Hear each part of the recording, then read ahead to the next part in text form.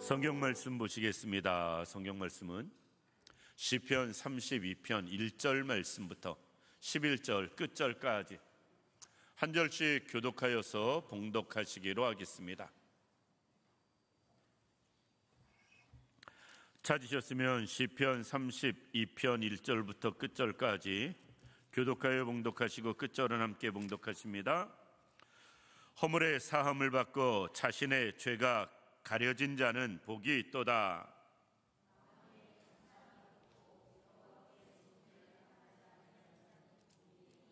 내가 입을 열지 아니할 때에 종일 신음함으로 내 뼈가 쇠하였도다.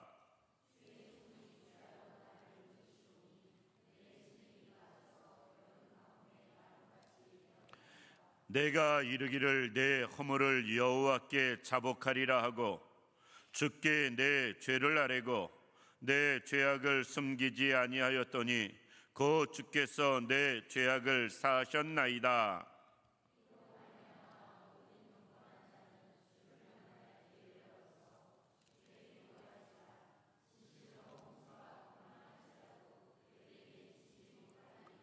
주는 나의 은신처 이오니 환난에서 나를 보호하시고 구원의 노래로 나를 두르시리이다.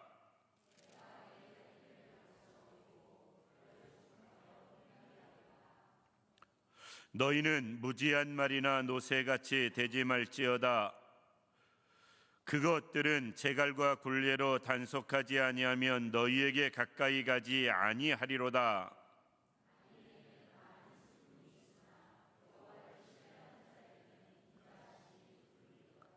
너희 의인들아 여호와를 즐거워할지어다. 마음이 정직한 너희들아 다 즐거이 외칠지어다. 아멘. 오늘 이 시간은 기회를 붙잡는 신앙이라는 제목으로 말씀을 생각해 보기로 하겠습니다.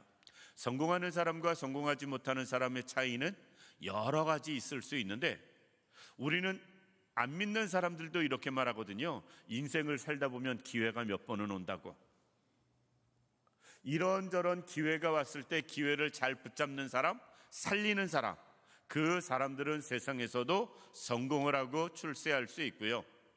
기회가 오지만 번번이 놓치고 그 기회가 왔는지도 모르는 사람은 인생에서 성공하기, 출세하기 쉽지 않다. 저는 신앙생활도 동일하다라고 말씀드리고 싶습니다.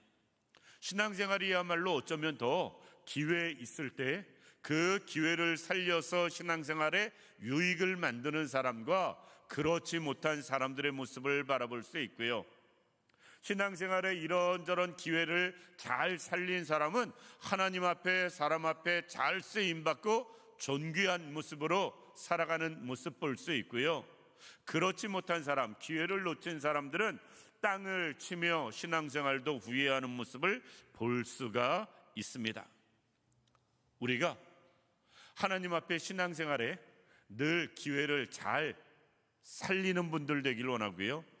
우리에게 기회가 주어졌을 때 그것을 잘 붙잡을 수 있는 우리들 되기를 원합니다. 오늘 본문은 다윗이 하나님 앞에 드린 고백이에요. 그런데 이 다윗의 본문을 통해서 기회를 잘 살리는 모습을 볼 수가 있습니다. 6절 말씀 보면 이렇게 말씀합니다. 이러므로 모든 경건한 자는 주를 만날 기회를 얻어서 라는 말씀을 해요. 다윗도 하나님 앞에서 이런저런 기회를 얻었고요. 다윗은 기회를 잘 살린 모습을 볼 수가 있습니다. 다윗이 주어진 여러 번의 기회를 한 번이라도 놓쳤다면 어쩌면 오늘날 위대한 다윗은 없었을 수 있습니다. 다윗이 목동이었지만 그렇게 크게 위대하게 살아가고 쓰임받을 수 있었던 것, 그는 자기에게 온 기회를 잘 살렸기 때문에 가능했다라는 것입니다. 우리도 그럴 수 있길 원합니다. 우리에게 온 기회, 주어지는 기회, 그것을 잘 발견하고 붙잡는 사람들 되길 원하고요. 그 기회를 잘 살려서 우리가 신앙생활에 큰 도움이 되고 유익이 되는 우리들 되기를 원합니다. 그러면 다윗은 시편 32편을 통해서 어떤 기회를 잘 붙잡았는가 하는 것이에요. 첫 번째, 다윗은 회개할 기회를 잘 붙잡았습니다. 1절 말씀 보면 허물의 사함을 받고 자신의 죄가 가려진 자는 복이 있다. 마음에 간사함이 없고 여호와께 정죄를 당하지 아니하는 자는 복이 있다 라고 말하면서 3절 4절에 회개하지 않았을 때의 자신의 모습을 고백합니다. 내가 입을 열지 아니할 때에 종일 신음함으로 내 뼈가 쇠하였다. 주의 손이 주야로 나를 누르시오니 내 진액이 빠져서 여름 가뭄에 마름같이 되었다. 다윗도 하나님 앞에 큰 죄를 졌거든요. 그리고 한동안은 회개하지 않습니다. 그런데 나단 선지자의 책망을 통해서 그는 회개할 기회를 얻었어요. 그리고 그 기회를 놓치지 않았습니다. 그 기회를 잘 붙잡았고 잘 살려서 그가 하나님 앞에 철저하게 기도하는 모습 볼 수 있고요, 회개하는 모습 볼 수가 있습니다. 만약에 생각해 보시기 바랍니다. 나단 선지자의 책망을 통해서 회개할 기회가 주어졌을 때 다윗이 그 회개할 기회를 살리지 못했다면 다윗이 어떻게 됐을까? 오늘날 다윗은 존재했을까? 그러지 않았을 것 같습니다. 가룟 유다도 예수님이 체포당하시고 고난당하실 때 그가 잘못한 걸 알았어요. 그래서 예수님 판 돈을 대제사장에게 갖다 돌려주잖아요. 그런데 그는 뉘우치기는 했고 잘못됐다는 걸 깨달았음에도 불구하고 회개함으로 연결시키진 못했습니다. 가서 죽잖아요. 그가 잘못됐다는 걸 알았을 때, 이것이 문제였다는 것 깨달았을 때 회개할 기회였습니다. 그런데 회개하지 못하는 모습 볼 수가 있습니다. 아간도 마찬가지입니다. 여리고성 정복하고 나서 아이성 정복했을 때 큰 어려움을 겪습니다. 아이성 정복할 때 큰 문제가 되었을 때 아간이 먼저 여호수아를 통해서 하나님께서 아간의 범죄를 드러내기 이전에 야, 이게 내 문제였었구나 라고 깨닫고 하나님 앞에 먼저 엎드렸다면 아간과 그의 집은 돌로 쌓여서 죽음을 당하는 일은 없었을 수 있습니다. 그런데 하나님께서 여호수아에게 패배를 설명을 하고 그 원인을 지적하고 그 범인을 제비 뽑아서 찾을 때까지, 아간이 자기가 드러날 때까지 그는 회개하지 않았어요. 그 과정 이전에 먼저 회개를 아간이 했다면 아간의 집은 멸망당하지 않았을 것입니다. 베드로는 닭울음 소리 가운데 회개하는 일을 하거든요. 바로 그 닭울음 소리 들은 그 장소에서 지금은 베드로 기념교회가 있어요. 예수님 재판받으신 그곳에. 그리고 그 기념교회 정문은 이렇게 속은 나무로 되어 있었겠죠. 그런데 겉으로는 얇은 철판으로 뒤집어 씌웠습니다. 그리고 거기에 닭을 새겨놨어요. 닭을. 왜 닭을 새겨놨는지 쉽게 이해할 수 있습니다. 베드로는 닭 울음소리 듣고 통곡하며 회개했어요. 회개할 기회를 잡았다. 우리가 회개할 기회가 있었을 때 회개할 기회를 붙잡지 못한 사람과 기회가 왔을 때 회개를 함으로 그 기회를 붙잡은 사람의 인생은 전혀 달라진 모습을 볼 수가 있습니다. 이것은 우리도 마찬가지다. 하나님은 우리가 범죄했다고 타락했다고 무조건 징계하고 처벌하고 멀리하지 않습니다. 하나님은 우리가 돌이킬 기회를 반드시 주십니다. 문제는 우리가 그 기회를 붙잡느냐 붙잡지 못하느냐, 이것이 문제인 것입니다. 우리 스스로를 생각해 보시기 바랍니다. 내가 회개할 기회를 붙잡고 있는가? 또는 붙잡았는가? 아니면 그러지 못했는가? 우리가 회개할 기회를 붙잡지 못했다면 지금이라도 회개할 기회를 붙잡을 수 있는 우리들 되기를 원합니다. 주님은 우리에게 기회를 주십니다. 놓치면 나중에 돌이킬 수 없는 후회가 우리에게 올 뿐입니다. 두 번째, 다윗은 32편을 통해서 그가 잡은 기회가 무엇이냐? 기도할 기회를 잡는 거예요. 6절 말씀 그대로 기회를 얻어서 주께 기도할지라 라고 말씀하고 있습니다. 주님을 만날 기회, 그때는 기도할 기회다 라고 6절을 말씀하고요, 그런 사람에게는 홍수가 범람할지라도 미치지 못할 것이다 라고 말씀하고 있습니다.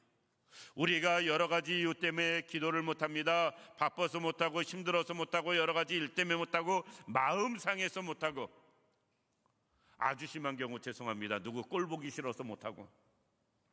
그런데 의외로 계세요, 그런 분들도. 우리는 다양한 이유로 기도하지 못합니다. 그런데 우리가 주님을 만났다면 그것이 기도할 기회임을 알아야 됩니다. 다윗과 사울 왕의 차이를 여러 가지로 이야기합니다. 그런데 다윗과 사울 왕의 가장 큰 차이는요, 한번 말씀을 준비하고 있는데, 하나님께 기도한 것과 기도하지 않은 차이예요. 일이 있을 때 사울은 무조건 행동을 먼저 합니다. 그런데 일이 있을 때 다윗은 항상 기도를 먼저 합니다. 하나님께 여쭙는 거예요. 하나님 이럴까요? 저럴까요? 그것은 다윗은 기도할 기회에 기도를 하는 삶을 살았기 때문에 다윗과 사울의 차이를 보여주고 있고요, 그들의 길은 전혀 다른 모습으로 볼 수가 있습니다. 그러니까 기도할 기회를 놓치고 기도하지 못하면 어쩌면 사울과 같은 인생이 되어질 수 있습니다. 반대로 기도할 기회를 찾아서 기도하는 삶을 살아간다면 우리는 하나님 앞에 다윗과 같이 별 볼 일 없는 인생이었음에도 불구하고 크게 쓰임받을 수 있습니다. 우리가 잘 아는 말씀이잖아요. 앞에서 말씀드린 대로 베드로가 닭울음 소리 듣고 회개한 건 참 할렐루야인데, 만약에 그 전날 저녁에 예수님과 함께 겟세마네 동산에 기도하러 갔을 때 주님이 함께 데리고 굳이 가서 동산에까지 올라가서 주님이 기도하실 때 베드로 입장에서도 기도할 기회거든요. 다른 제자들도 기도할 기회였어요. 그럼에도 불구하고 그들은 기도할 기회를 살리지 못했습니다. 그랬더니 날이 새기 전에 베드로 인생의 가장 수치스러운 일을 행하게 됩니다. 만약에 주님과 함께 그들이 기도했다면, 베드로가 기도할 기회를 잘 살렸다면 그 수치스러운 나중에 두고두고 후회할 일은 행하지 않았을 것이다 라는 것입니다. 이 자리에 있는 우리 모든 성도님들, 기도할 수 있을 때 기도하시기 바랍니다. 기도할 기회를 살릴 수 있는 우리들 되기를 원합니다. 제가 볼 때 기도할 기회를 놓쳐서 땅을 치고 후회한 인생이 또 하나 있는데, 그것은 누구냐면요, 누가복음 16장에 어리석은 부자 나사로가 나오는 어리석은 부자입니다. 그는 어디 가서 기도하냐면 지옥 가서 기도해요. 물론 거기선 지옥이라고 표현되고 있지는 않지만 아브라함의 품에 안겨있는 나사로를 바라보면서 그 부자는 외쳐댑니다. 물 한 방울만 손끝에 찍어서 나의 혀에. 지옥 가서 하는 기도는요, 응답이 없어요.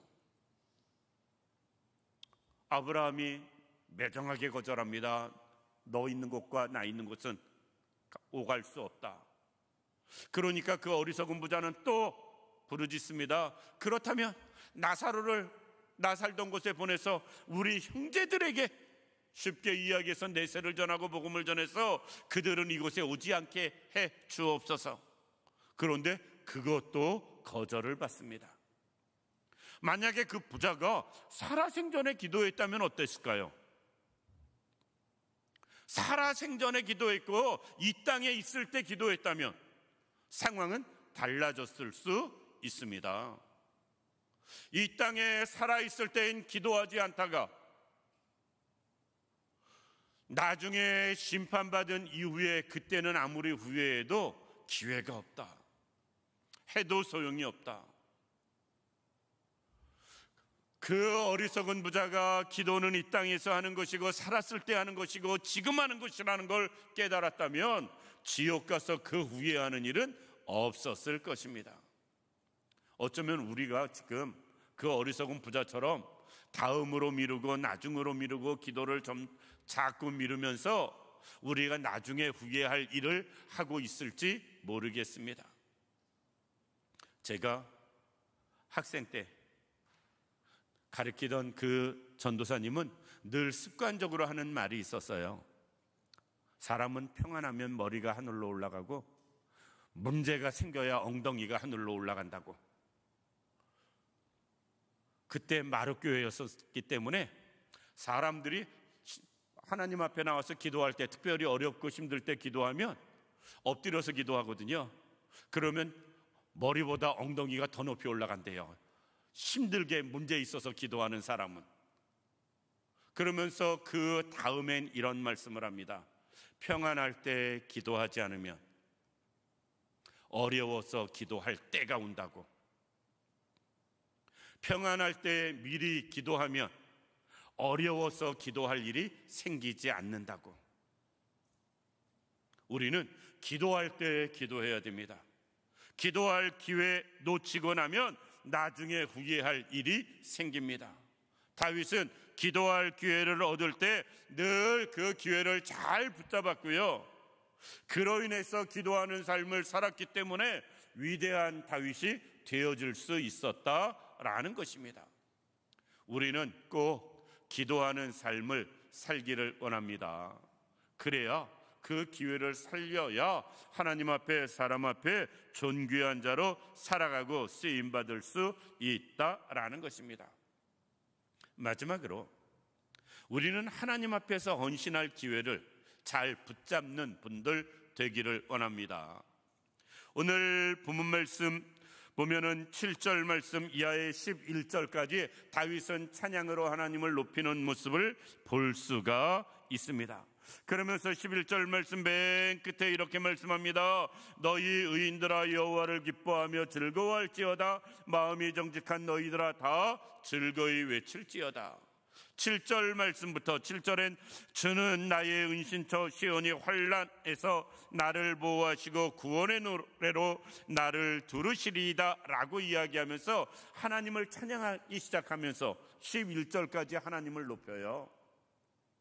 우리가 기회 있을 때 하나님을 높이는 삶, 하나님을 위해서 봉사하며 헌신하며 충성하는 삶, 그것을 살 수 있기를 원합니다. 많은 사람들이 나중에 후회하는 모습 볼 수가 있습니다. 저는 나중에 천국 가면 대마가 어디 있나 한번 찾아보려고 그래요. 대마가 어디에 있나, 천국에 있나, 천국에서 못 보면 지옥에 있을 테니까 궁금합니다. 개인적으로. 디모데후서 4장 10절에 사도 바울은 대마를 향해서, 대마는 누구냐면 자기와 함께 전도 여행을 한 사람이에요. 바울 입장에서 자기를 따라다니면서 자기를 돕는 사람 중에 하나였습니다. 그런데 힘들어서 디모데후서 4장 10절에 대마는 세상을 사랑하여 나를 버리고 데살로니가로 갔고 라고 이야기하거든요. 사실 대마를 성경에 기록할 만큼, 그 이름이 기록될 만큼 그때까지 대마는 충성한 사람이었습니다. 사도 바울 복음 사역에 함께한 사람이었어요.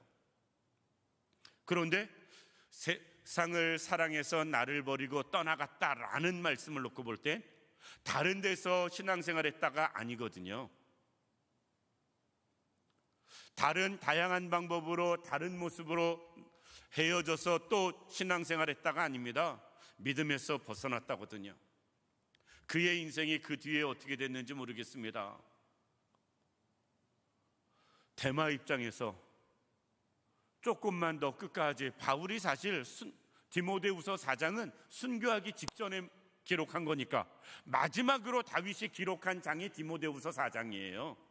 죽기 직전에 기록한 것이. 그러니까 사도 바울이 순교하기 직전에 대만은 포기하고 가버린 거예요. 어떤 면에서 볼 때 그가 끝까지 조금만 더 참고 봉사하고 헌신했으면 반대로 디모데후서 4장에 그의 이름이 아름답게 기록될 수도 있었는데 기회를 놓친 데마의 모습을 볼 수 있습니다. 그런데 반대로 바울은 예수님 한번 만난 그것을 통해서 담메색에서 예수님 만난 그 한 사건을 통해서 그는 주 앞에 끝까지 헌신하는 삶을 살았어요. 주님을 만났고 부름을 받았고 사명을 받은 그것을 평생 헌신하는 계기로 만들었다라는 것입니다. 기회를 잘 잡은 거죠. 그리고 그 기회를 잘 선용한 것입니다. 그래서 우리는 아무도 그 토를 달지 못하는 이야기, 기독교 역사상 2000년 동안 예수님 이후에 지금까지 사도 바울처럼 위대한 사람은 없다라고 말을 하거든요. 그 말에 이의를 제기하는 사람은 아무도 없습니다. 예수님 한번 제대로 만난 것 때문에 그는 받은 사명, 소명 그거 하나 가지고 평생을 주를 위해 살고 복음을 위해 사는 계기로 삼았기 때문에 그는 천국에서도 늘 귀가 즐거울 것 같아요. 이 땅에 모든 사람들이 하는 소리가 바울을 험담하는 사람은 없을 테니까 행복할 것 같습니다. 기회를 잘 선용했다. 봉사할 기회, 헌신할 기회, 충성할 기회, 그것을 잘 사용했습니다. 우리는 지금 그러고 있는가 생각해 봐야 됩니다. 하나님이 나에게 주신 기회들이 있어요. 회개할 기회, 기도할 기회, 봉사할 기회. 이것을 우리는 잘 붙잡고 나가는가? 아니면 다음으로 계속 미루고 있는가? 그러다가 땅을 칠 일이 생길 수 있습니다. 평생을 후회할 일 생길 수 있고요, 평생이 아닌 영원토록 후회할 일이 생길지도 모릅니다. 우리는 기회를 잘 붙잡는 분들 되기를 원합니다. 본문을 통해서는 회개할 기회, 기도할 기회, 충성할 기회, 헌신할 기회뿐이었지만 사실 우리는 살면서 전도할 기회도 있을 수 있고요, 그리고 사랑할 기회도 있을 수 있고요, 섬길 기회도 있을 수 있습니다. 다양한 모습에서 하나님은 나에게 다양한 것을 통해서 나에게 기회를 주시는 것들이 우리는 있을 수 있습니다. 기회를 잘 붙잡는 분들 되기를 원합니다. 하나님이 나에게 주신 기회다, 하나님이 나에게 지금 이것을 원하신다, 이것이 깨달아지는 일들이 있다면 놓치지 말고 행하는 분들 되기를 원합니다. 그것을 잘 붙잡는 사람은 신앙생활에 성공하는 사람, 하나님 앞에 아름답게 살아가며 쓰임받는 사람 되어질 수 있습니다.